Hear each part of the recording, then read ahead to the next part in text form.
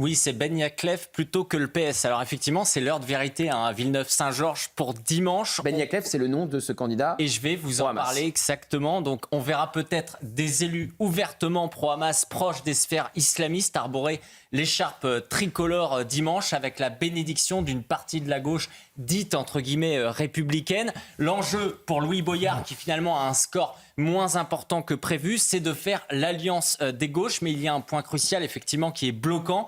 Il concerne les révélations que nous avions faites il y a 8 jours. On apprenait effectivement que Mohamed Ben Yaklev, 7e sur la liste de Louis Boyard, pas n'importe qui donc, était en fait un ardent soutien du mouvement terroriste du Hamas. Le 7 octobre 2023, le jour de l'attaque terroriste du Hamas en Israël, Ben Yaklev qualifiait le Hamas et son action de mouvement de résistance en accusant également la France d'être complice d'un génocide palestinien. Alors par ailleurs, Ben Yaklev, il n'en était pas à son premier coup d'essai. Il avait soutenu par exemple le CCIF et Baraka City, des associations dissoutes par islamisme par Gérald Darmanin. Également, c'est un fervent soutien de l'imam salafiste de la mosquée de Pessa qui en ce moment est sous OQTF justement pour antisémitisme. Il avait très largement relayé les différentes tribunes de soutien. Mais voilà que le PS, effectivement, cet après-midi, a dit que ça n'était pas possible d'avoir Ben Yaklev sur la liste, que dans ce cas-là, il ne négocierait pas avec lui. Ils ont jusqu'à demain soir pour décider de ce qu'ils vont faire. Il y a des hésitations, évidemment.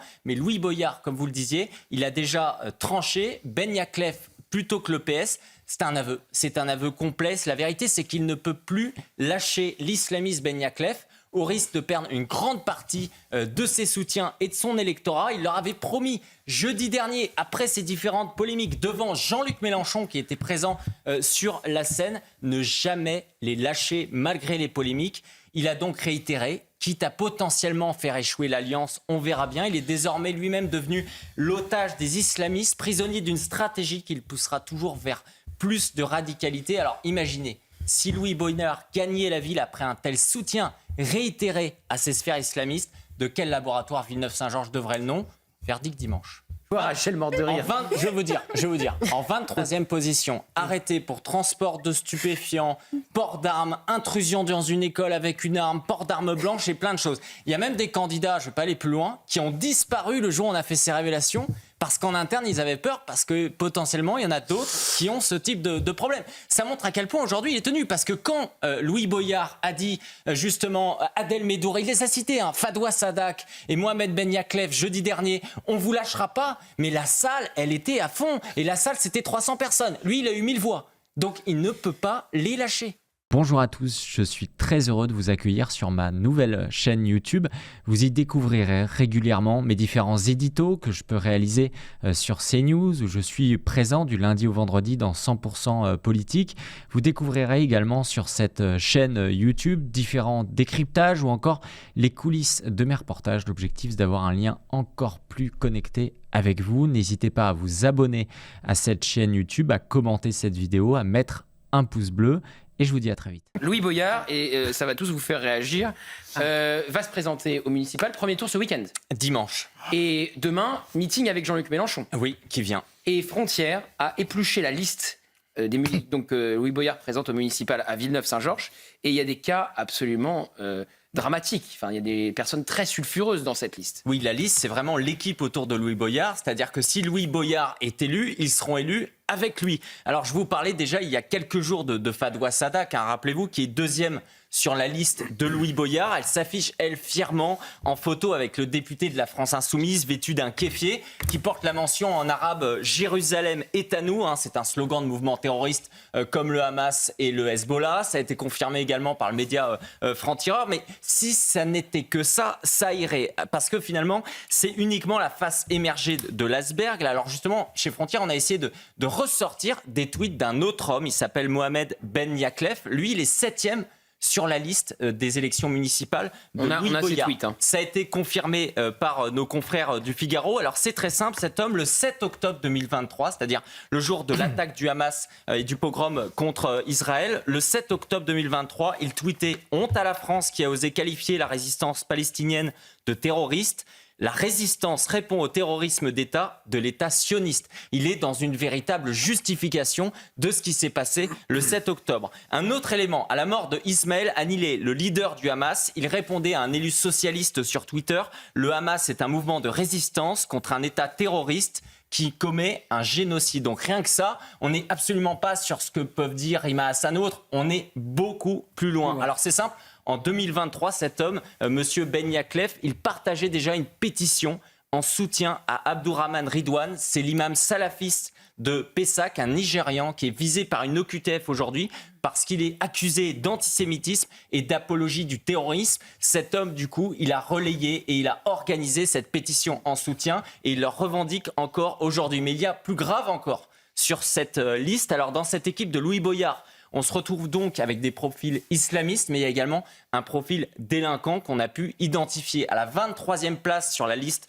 de Louis Boyard, on a vu un certain Adel Medour. Il a 27 ans, il a un CV à faire pâlir tous les voyous. Il a eu plusieurs arrestations, accrochez-vous bien. Refus d'obtempérer, menaces et injures envers un policier municipal, violence, port d'armes blanches, conduite sous emprise de stupéfiants, extorsion avec violence, avec pour dernières arrestations, parce que c'est pas un passé lointain d'il y a 6 ou 7 ans, en 2024, des arrestations pour transport de stupéfiants et conduite sous emprise de l'alcool. Alors évidemment, il faut rappeler qu'il est présumé innocent. On a interrogé l'équipe de Louis Boyard, ils n'ont pas souhaité répondre. Pour l'instant, cet homme est maintenu. Alors on peut se dire, oui, peut-être que c'est une boulette de la part de Louis Boyard. Mais non, quand on regarde en fait celui qui dirige sa campagne aujourd'hui, c'est simple, c'est un autre homme. Il s'appelle Ismaël Algiri. Les soutiens publics de Baraka City, du CCIF, justement, qui a été dissous pour islamisme. Vous savez, il signait des pétitions, notamment avec Ouria Boutedja, qui avait des discours antisémites. Et voilà, et malgré tous ces éléments d'information, Jean-Luc Mélenchon, demain soir, sera aux côtés de Louis Boyard. Ça en dit long, justement, sur leur stratégie locale. Bon, Éric Revel, qu'est-ce que vous pensez de la chronique brillante de Éric Tegner ? Très intéressant. Mais vous savez, quand vous regardez les campagnes qu'ont fait les députés LFI, parfois pour être élus au premier tour, il y a quand même des gens qui votent pour eux. C'est à l'honneur de la démocratie. Est-ce que, Éric, vous pouvez me confirmer ou m'affirmer qu'il sera élu ou qu'il ne sera pas élu ? Alors là, en fait, il y a une division sur sa liste. En attendant sur place, ils disent qu'il pourrait être élu au premier tour. Bah là, c'est ce que je vous ai vous entendre dire. Non pas que je le souhaite, il peut gagner au premier, non pas que je le deuxième. souhaite, mais en dépit de ce que vous venez de révéler et confirmé donc par le Figaro, il risque d'être élu au premier tour. Donc vous avez des gens qui votent. Tout est de la mobilisation. Bon, Je ne comprends pas s'il y a un militant pro-Hamas qui est une organisation terroriste, comment ce militant... Alors, je vais vous dire, Voilà. Il y a eu des journalistes locaux là-bas. Enfin, Daniel Obono a été réélu député, elle a dit que le Hamas est un mouvement de résistance. Oui, mais là, il y a le 7 octobre où il justifie en disant que c'est une réaction. Là, vraiment, il va encore plus loin. Il y a des enquêtes pour apologie du terrorisme sur Daniel Obono et... Rappelez-vous aux élections législatives, comment l'ensemble de la presse locale, justement, ils sont acharnés sur les candidats du Rassemblement national. Pourquoi les journalistes locaux qui couvrent cette campagne, il y a beaucoup d'articles, vous pourrez y aller, à aucun moment, ils n'en parlent. Et il y a eu des enquêtes pour apologie du terrorisme, je le rappelle, sur des députés de la France Insoumise, sur Rima Hassan, peut-être pas Daniel Obono, mais sur d'autres. Mathilde Panot et Rima Hassan ont été visés pour des enquêtes pour apologie du terrorisme. Je ne comprends pas d'ailleurs pourquoi Daniel Obono n'est pas visé par une enquête, au moins, puisqu'elle a dit que le Hamas était un mouvement de résistance. C'est impressionnant parce qu'en fait, il y a ceux qui ont le droit de parler de l'immigration de masse. C'est-à-dire ceux qui la soutiennent, ceux qui en font la promotion et ceux qui n'ont pas le droit de le faire. C'est-à-dire que lorsqu'on va vous expliquer que statistiquement, il y aura un grand remplacement dans les années à venir et que du coup, peut-être que le peuple aurait le droit à un vrai débat sur ce sujet, là-dessus, on vous traite de complotiste et on vous extrême droitise. Quelque part, il souhaite le grand remplacement, là, Jean-Luc Mélenchon. Mais il le souhaite et surtout, il le glorifie et même, il l'explique. C'est-à-dire qu'on se retrouve quand même, d'ailleurs, dans ce discours avec Louis Boyard qui, dans la même phrase, va dire « Oui, on est sur des accusations en communautarisme sur ma liste à Villeneuve-Saint-Georges, etc. » Et 2 minutes plus tard, qui rappelle qu'il y a 120 nationalités dans sa ville. Moi, ça me surprend toujours. Mais pourquoi ? Parce qu'en fait, ils ont besoin quand même, auprès du peuple français et de l'ensemble de la majorité des Français, de leur mentir pour ne pas leur faire peur. Parce que pour l'instant, la courbe démographique, elle n'est pas encore bloquée. On peut encore changer les choses si les Français le décident, encore une fois. C'est la question du référendum. Mais vous verrez, le jour où statistiquement, c'est-à-dire ils s'anticipent, d'ici 2050, Jean-Luc Mélenchon anticipe, en raison des taux de fécondité, etc., que finalement, cette créolisation sera arrivée à son terme. Là-dessus, il dira quoi ? Il dira « Oui, c'est vrai. Mais on n'a plus le choix cette fois-ci. Avignon est passionnant. Moi, j'avais fait une étude justement de tous les bureaux de vote. Et qu'est-ce qu'on constate en fait? Et ça, c'est intéressant pour ceux qui défendent toujours cette gauche socialiste, etc., qui dit on fait une alliance avec LFI, mais pas trop. C'est qu'en fait, ça l'a aidé d'avoir une liste concurrente. C'est-à-dire qu'au second tour, on a vu quoi? On a vu qu'il y avait des électeurs qu'il n'y avait pas avant qui sont allés se mobiliser. Il n'a pas seulement changé le pourcentage, il a mobilisé des gens. Pourquoi? Parce qu'en ayant un candidat au centre-gauche au premier tour, lui, il a pu se radicaliser et être complètement à l'extrême gauche. Et ensuite, ils se sont entendus face au RN, voilà, le Castor,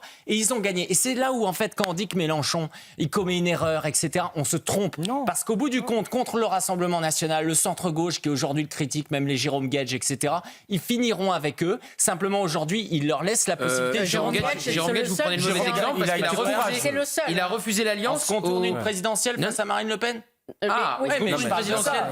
Oui, mais là, depuis le début, pour le coup, Jérôme Guedj est le seul qui a dit moi, je fais. présidentielle. Il a Moi, ce qui me dérange, c'est le mot sentiment. Malgré tout, j'ai l'impression de. Et il va pas faire du Éric Tegner non plus. Sentiment. Ben non, mais c'est lui, il a beaucoup plus de fiches que les miennes, qui lui remontent tous les jours. Non, mais parce que, vous savez, on a eu ce débat la semaine dernière. Je vois l'extrême gauche est en train de lui tomber dessus. Oui, mais Éric, c'est quand même très ça ne rare. m'étonne pas, parce que déjà dire ça pour l'extrême gauche, ça les choque. Non, mais juste, Philippe, on a eu ce débat la semaine dernière. Moi, je pense que leur solution, quand ils disent le problème, c'est que certaines populations, il y a trop d'immigrés, c'est la répartition. C'est les mêmes qui aujourd'hui, justement, ont fait passer la circulaire de 2021 pour répartir les migrants. Moi, je suis désolé. Quand cette année, quand l'année dernière, il y a près d'un enfant sur 3 qui naît avec une mère étrangère extra-européenne, j'appelle pas ça un sentiment. J'appelle ça progressivement, justement, ce que certains qualifient d'un grand remplacement qui va aller dans les 20 à 30 années qui viennent, d'un basculement et d'un changement profond de population. C'est pas une histoire de sentiment. Ouais, mais là, D'ailleurs, ça donne l'impression que c'est une forme de racisme. Je vois des immigrés dans la rue, ça me dérange. Sur l'accessoire. Trump est trop fort. Mais oui, parce que je pense que ce qu'il est en train de faire, c'est qu'il dépasse les clivages. Aujourd'hui, le Trump français, c'est quoi? C'est pas une idéologie, c'est pas forcément être de droite. C'est vraiment un président qui fait ce qu'il a promis pendant une campagne électorale. Et moi, je suis convaincu qu'aujourd'hui, alors que les démocraties libérales, justement, sont en crise face aux autocraties, on voit des gouvernants qui ne peuvent plus diriger, eh bien, il devient ce symbole des démocraties justement libérales, et c'est là-dessus où il va complètement balayer la gauche, parce qu'il est en train de restaurer justement l'autorité. Et là-dessus, c'est formidable, et je vois poindre quand même un consensus, y compris parmi ceux qui ne sont pas fondamentalement d'accord avec ses positions.